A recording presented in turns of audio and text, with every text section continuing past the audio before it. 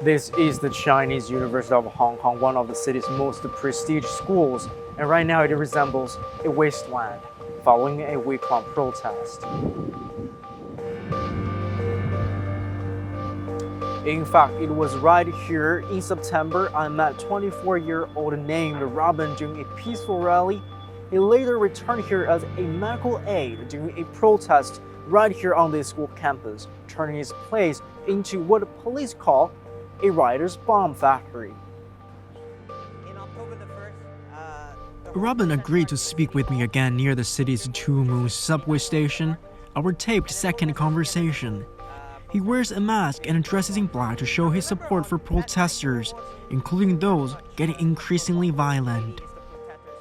The anger toward police is growing too high. It's growing too big. Even in my standard, I could not imagine the front line, what they think about police, what they would do to the police. And some protesters say like they cannot stop right now. Why stop? Why can't they just stop? Only if the government stop, like only if the police stop, then. But also the basic law gives the power to police to interfere with unauthorized gatherings, right? But if within a university, how can you tell if it's students or not? Even though if you try to enter and try to arrest and try to investigate, you still have to follow the structure. You still have to follow the steps. You have a warrant for arresting, for searching, then you can enter. Then no one can stop you. In the same time, if students still trying to stop you from entering, then it's their fault. But first they need to have that warrant. But what about the march on October the 1st, which was banned by the police? There was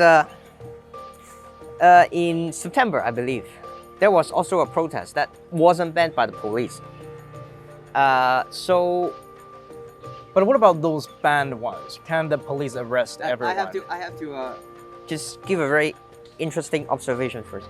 Now, within September, the protest within Two Moons, the park that we're in right now, is actually police agreed to let the protest run for 2 hours. But then within the first half an hour, the police suddenly start to arresting people. Even the police agree or disagree on the protest, then they will just keep arresting people. So they don't care. So that's why they just stand outside. They don't care if the police agree or disagree on the protest or not, because they think protest is what should be owned. It's the right to own by people. You don't have to decide or listen to the police, to the government. Rather, they let you do it or not letting you do it, because protest is also so protesters are also giving up on the basic law. Something it's inside the mind of protesters. Something it's higher than the basic law. It's the word of freedom. So the protesters think they are above the law. The whole thing is actually, if you really have to ask clearly, actually, the whole protest, many steps of them are outside the law. It's outside the basic law, but still they do it because they think that they are chasing on something which is higher than the basic law, which is freedom. Like having a protest at any time, any situation. So they are asking for a lawless society. Not lawless so free society. From law. Not lawless society. Like having a protest in a peaceful way. But right now it's not peaceful. It's not peaceful. It's sometimes like the police think you are not peaceful. Then they start to attack. And then at the same time, you're forcing the protesters to defend for themselves. From my observation, like maybe 10 times, up to 9 times, the police attack first. The police actually just fired tear gas first. Like during all the protests or those unauthorized protests? Authorized or unauthorized, both of them. Like in September, the protest in Two Moons, even the police agree with it, but then suddenly they just start to chase after protesters and then start to arresting people.